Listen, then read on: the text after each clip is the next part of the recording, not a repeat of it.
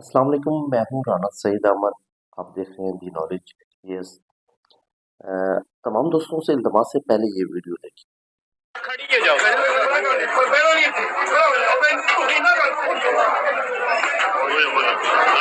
سادے اسلام دا مذاق ہے۔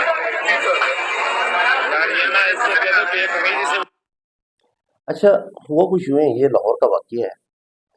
تو ایک عورت جس نے عربی لینگویج میں ایک جوبہ پہنا ہوا تھا، برقع کہہ لیں، جوبہ کہہ لیں، وہ پہنا ہوا تھا۔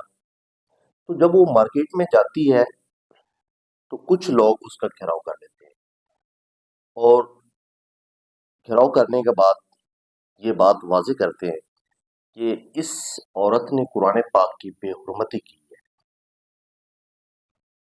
اس نے قرآن پاک کی آیات والا جوبہ پہنا ہوا ہے۔ میری تمام دوستوں سے التماس ہے کہ میری یہ ویڈیو مکمل سنیے گا اور اس کے بعد اپنی رائے کا اظہار کیجیے گا۔ لیکن جب پتہ چلا، اور سب سے پہلے تو میں سلوٹ کرتا ہوں ان ایس ایس پی صاحبہ کو جنہوں نے بر وقت کارروائی کی اور فوری طور پر موقع پر پہنچی اور اس عورت کو کوئی نقصان ہونے سے بچا لیا۔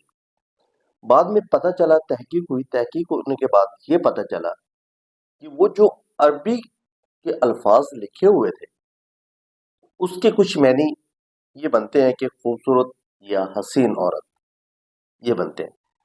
اس کے اوپر پھر علماء کرام نے بھی اور مفتی صاحبان نے بھی اپنا واضح موقف پیش کیا ہے۔ اچھا، ہوتا یہ ہے کہ عرب ممالک کے اندر یہ چیزیں پہنی جاتی ہیں، اس کی وجہ یہ ہوتی ہے کہ وہاں پہ لوگ عربی جانتے ہیں، وہاں کے لوگ عربی زبان بہت اچھی طرح جانتے ہیں، ان کو عبور حاصل ہے اور واضح طور پر پتہ چلتا ہے کہ کیا لکھا ہوا ہے۔ لیکن ہمارا ملک پاکستان ہو گیا یا ہمارا ایشیا، جس میں بنگلہ دیش، انڈیا یا اور جو بھی ممالک ہمارے ایشیا، بر اعظم ایشیا میں آتے ہیں، تو ہماری بہت سارے مسلمانوں کی تعداد جو ہے وہ عربی زبان کو نہیں جانتی۔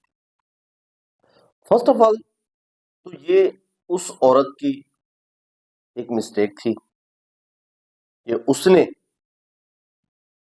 اس بات کا اسے خیال رکھنا چاہیے تھا کہ جہاں پہ لوگ عربی زبان نہیں جانتے تو ان کے ذہن میں یہ بات کنفرم ہی آئے گی کہ یہ قرآن پاک کی آیات ہے۔ اور دوسرا یہ ہے کہ ایک مسلمان کے لیے قرآن پاک کی آیات یا حضور اکرم صلی اللہ علیہ وسلم کی شان میں کوئی ایک الفاظ، ان کی شان میں گستاخی مسلمان کے لیے ناقابل برداشت ہے۔ مسلمان مر سکتا ہے یا مار سکتا ہے کلام اللہ کسی آیات کے بارے میں، یا حضور اکرم صلی اللہ علیہ وسلم کی شان کے بارے میں کوئی ایک بھی لفظ برداشت نہیں کر سکتا۔ دوسرا میرا پوائنٹ یہ ہے کہ وہ لوگ جو ہجوم کی شکل میں اکٹھے ہوئے، ہم لوگوں کا حق یہ بنتا ہے اگر آپ اور میں کہیں پہ بھی کوئی ایسا کام ہوتا ہوا دیکھیں تو میری اور آپ کی ذمہ داری بنتی ہے کہ آپ اس متعلقہ شخص کو حکومت کے حوالے کریں، اپنی ریاست کے حوالے کریں۔ سزا اور جزا دینا ریاست کا کام ہے، کیونکہ جب کسی کے اوپر جرم ثابت ہوگا تو ریاست اس کو سزا دے گی، اگر جرم ثابت نہیں ہوگا تو ریاست اسے جزا دے دے گی۔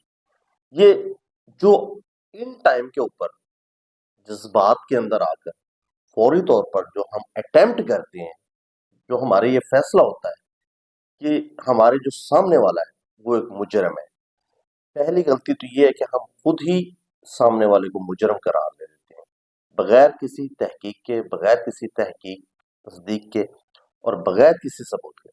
اور اس کے بعد کیا ہوتا ہے، ہم سامنے والے کو مجرم قرار دے کے پھر اس کی سزا بھی خود ہی تجویز کر لیتے ہیں، مار پیٹ، یہاں تک کہ قتل غارت ہو جاتی ہے۔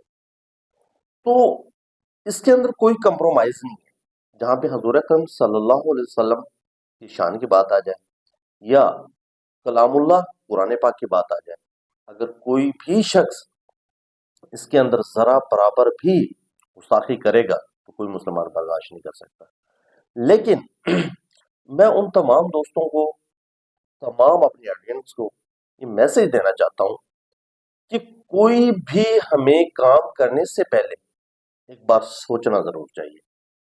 کوئی بھی کام کرنے سے پہلے، کوئی بھی ایکشن لینے سے پہلے ہمیں یہ ضرور سوچنا چاہیے کہ سامنے والا کا کردار کیا ہے. اگر آپ کی نظر میں آپ کو لگتا ہے کہ اس کا کردار غلط ہے تو آپ کو چاہیے آپ اسے پکڑیں، اسے اریسٹ کریں اور اس کو اپنے ریاست کے حوالے کریں. وہ پھر عدالت کا کام ہے، اس کو سزا دے اگر اس پہ جرم ثابت ہوگا.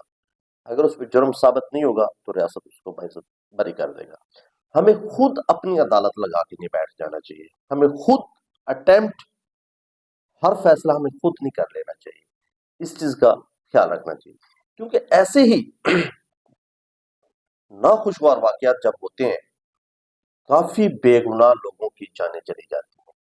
اور ایسے ہی ناخوشگوار جب واقعات ہوتے ہیں تو اقلیتوں کا جو تحفظ ہے وہ ختم ہو جاتا ہے. اور ایسے ہی ناخوشگوار جب واقعات ہوتے ہیں تو تصادم، ملک کے اندر بہت زیادہ تصادم بڑھتے ہیں، بہت زیادہ فرقہ واریت بڑھتی ہے.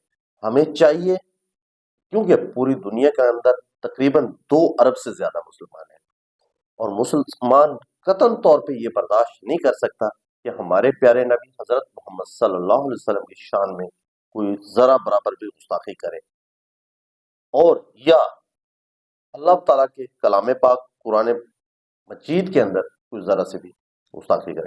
لیکن اس کے ساتھ ساتھ میں ایک بات اور کہتا چلوں گا. ہم مسلمانوں کو چاہیے، ہماری جو اصل زبان جو ہے وہ عربی ہے. مسلمان کی اصل زبان عربی ہے. ہماری زبان انگلش نہیں ہے، ہماری زبان اردو نہیں ہے، ہماری زبان پشتو نہیں ہے، ہماری زبان سندھی یا پنجابی نہیں ہے. مسلمان کی زبان جو ہے وہ عربی زبان ہے، کیونکہ اللہ پاک نے اپنے کلام کو، قرآن پاک کو عربی کے اندر نازل کیا. تو ہمیں چاہیے کہ جب قرآن پاک کی تلاوت ہو رہی ہے، اگر ہم عربی کے اوپر عبور رکھتے ہیں تو بجائے کہ ہم کوئی سزا جزا دینے سے پہلے یہ بات ضرور سوچ لیں گے کہ لکھا ہوا کیا ہے.